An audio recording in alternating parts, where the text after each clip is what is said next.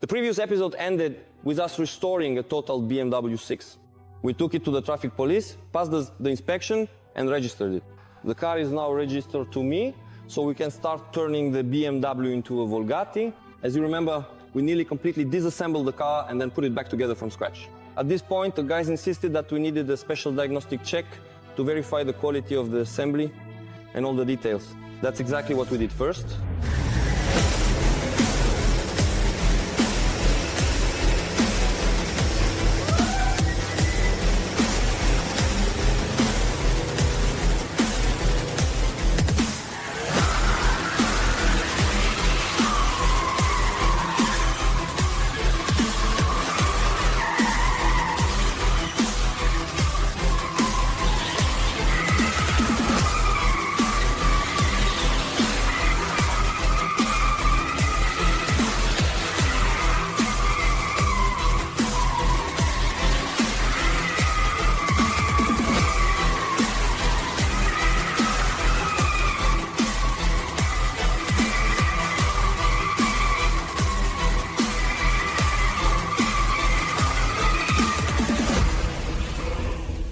As you can see, everything is working well as it should. We can confidently move forward. So, our BMW is now fully restored, technically sound, and officially registered. That means we can get to work. I want to remind you once again that the BMW is not a new project. We didn't buy it to restore, resell, or anything like that. We bought it specifically to continue working on an old project Volgatti. It's just that during a test, we unfortunately lost the keys, and now we simply can't start it anymore. That's exactly why we decided to buy a BMW with a 4.4 engine and rear-wheel drive, a much more suitable and reliable base for building the Volgatti. Let's get to work.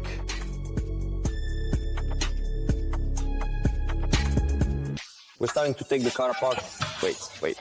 What if instead of using it for the project, we just resell it? We could get 20 grand for it. I don't know. Probably not. So how much could we sell it for then, listening to you? Why even just, to check what the prices are? And what's your name? Well, Cooper, so what? Vovka, you don't need a car like this. Trust me on this take. Care of yourself. Yeah, really, this isn't the simplest or most reliable car, especially considering its age. But it's just perfect as a donor. But for the donor to actually become a donor, we'll have to really cut it up after first taking it apart as much as possible. As we've said many times already, the Ford Probe was originally bought as the donor. This wasn't a completely random choice. Mainly, it was made based on our budget. Along the way, we ran into a number of difficulties, such as the wheel offset and the mismatch of the wheelbase. In the end, we had to make significant changes to the structural frame. But at that point, the main thing was to keep working and figure out what it would look like. Over time, the project really took off and became well loved. As a result, we firmly decided to do everything possible to register the car, drive it to events, and show it to you. That's when we chose this body. The BMW E63. We continue disassembling the BMW. The next step is to cut out the rear windows. To do this, we'll remove the moldings. We've never done professional glass removal before, nor do we have the tools for it. We don't have them, but it's nothing complicated, we'll improvise. The wire is lost somewhere in the garage, so we'll use a regular cable from the hardware store instead. We pulled out a single strand from it, and by the way, it cuts really well. We'll also need a sharp knife with a slot like this. So it's just an ordinary knife with a slot cut into it. An angle grinder is used so that the cable can be fixed in place like this, bent, and then used to cut through the adhesive around the perimeter of the glass. We always have this kind of ring at night. To avoid damaging it, we use wide putty knives, carefully sliding them under the rubber with the help of a knife.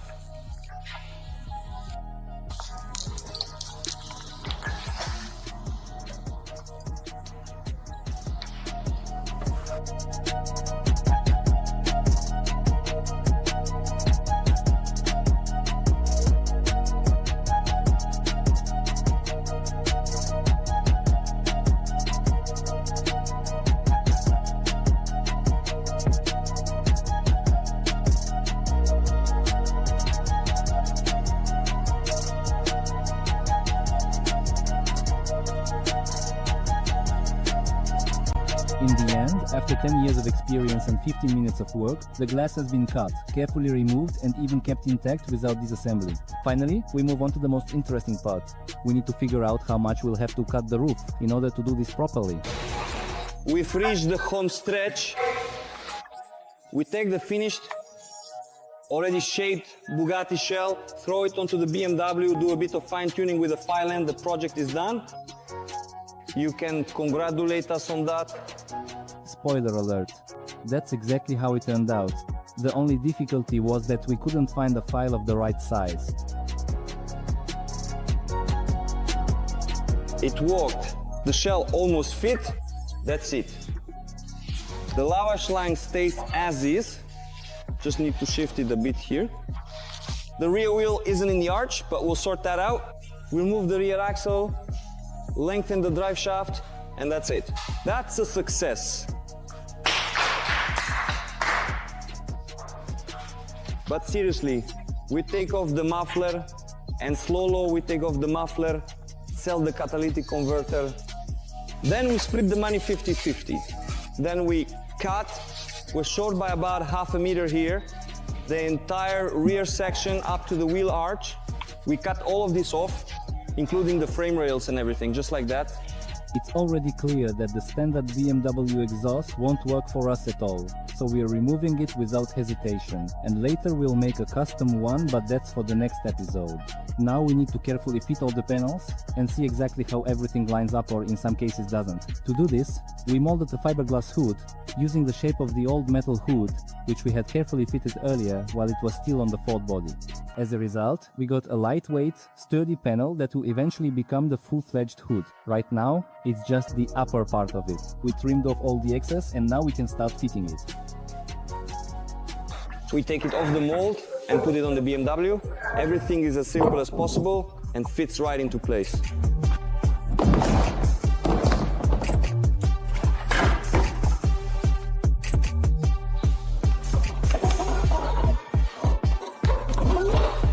As for the front end, everything lines up pretty well, except this reinforcement, the whole plastic grille, and these overlays are getting in the way.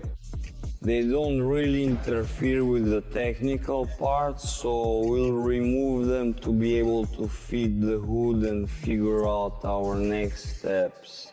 Because the radiator is located very far back here, and all of these are just some plastic parts that we probably won't need. Yes, these elements really don't fit into our design at all, and they don't serve any particular function either, so we can safely remove them and put them in storage. We'll make the reinforcement later based on the placement of the Volga body panels.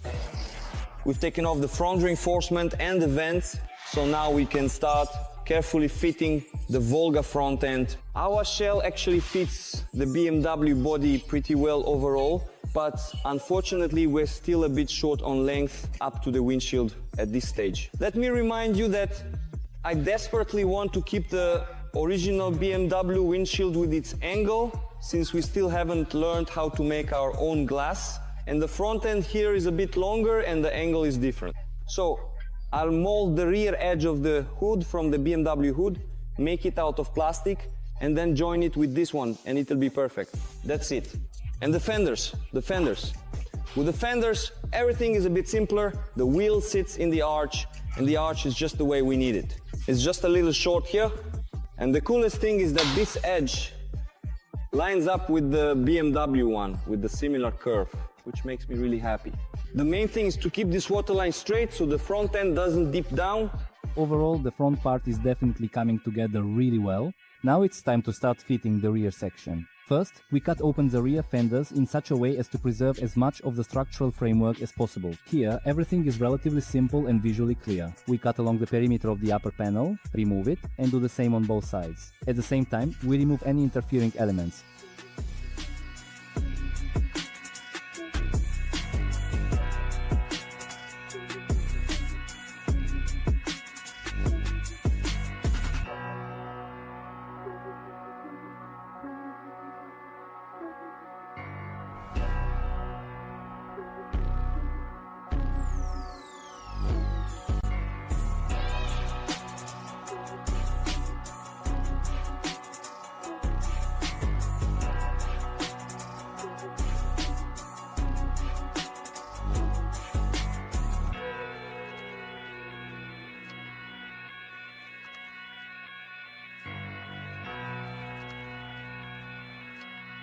Then, using a steady saw, we cut off the rear part and then move on.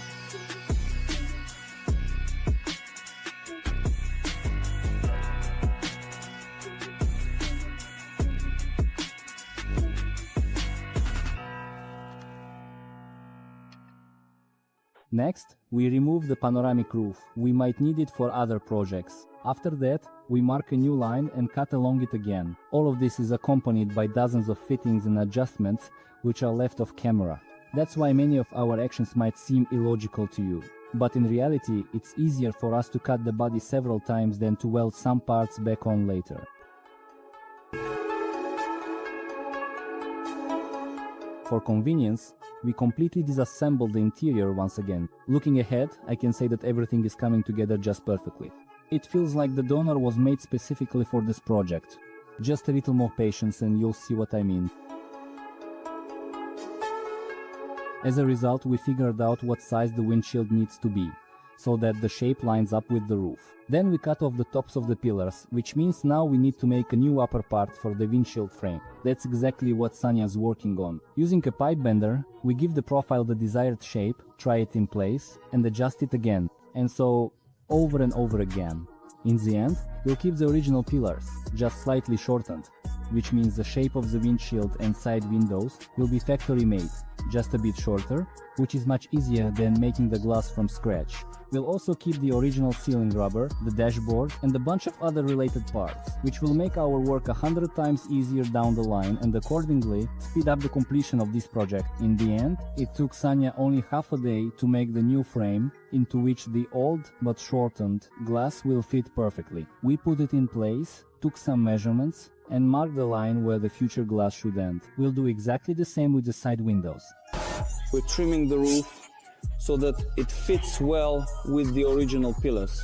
We put the central pillar back in place, we welded it properly, meaning the seams are staggered. Next, we'll be installing these original BMW door and window sills. Our doors are frameless. We want to keep all of that original. We'll be welding on the edge, connecting the windshield pillar to the central pillar, and it all seems to be turning out really quite well. We installed the front fender so that the wheel arch lines up with the wheel. And next, it makes sense to secure the hood right in the center and then come up with a way to mount the fenders. We decided not to widen the upper shell. That way, the joint between the hood and the fender fits nicely into this pillar, into the windshield area. Although there is this kind of BMW bulge here, of course we'll trim it down a bit here. On the rear side of the fender, we're short by 7 centimeters. We'll add that on once we've fully aligned and positioned the fender in its proper place. Finally, after we had the wings and all the other elements properly positioned, a very interesting idea came to mind. We decided to roll out a small section of the original BMW fender, make a mold from it, and create a fiberglass copy of the tip of this fender. But not just a piece of the panel, specifically the part that has the original mounting points. What's the idea here? The thing is, this fender and the following line of the side panel line up perfectly with our Volga fender. But after joining our fender with the BMW door, a gap about 7 centimeters wide appeared. And this panel will allow us to extend the fender in such a way that we get a factory-style fender mounting to the body, which will once again make our lives much easier. Later, using these molds, we produced the missing elements, so now we can move forward. We're missing a section up to the door. We have molded matrices for the outer door trims, and we wanted to cut a piece from it and attach it here, but then we would have to come up with some kind of mounting to fit the original BMW attachment points.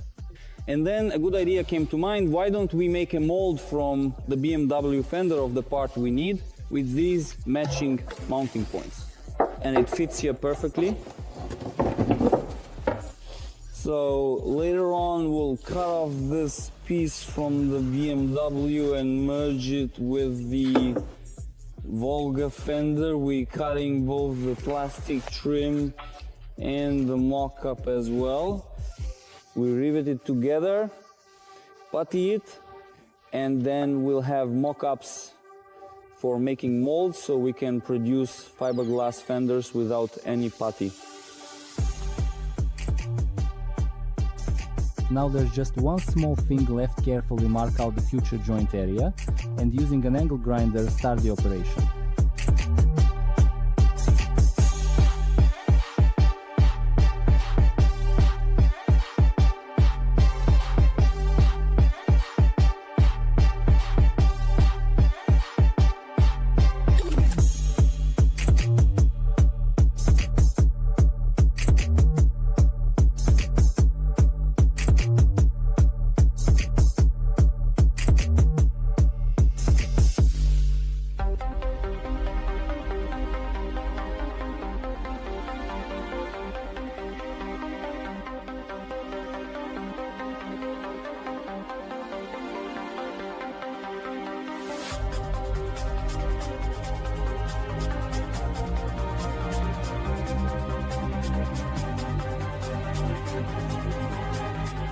As a result, we end up with a picture like this.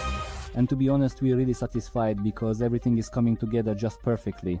I think there will be a lot of questions about the previous donor, so I talked about that in detail on our Telegram channel, where we post unique content and share things that didn't make it into the main series, including all the challenges, prices and figures. I'll leave the link in the description.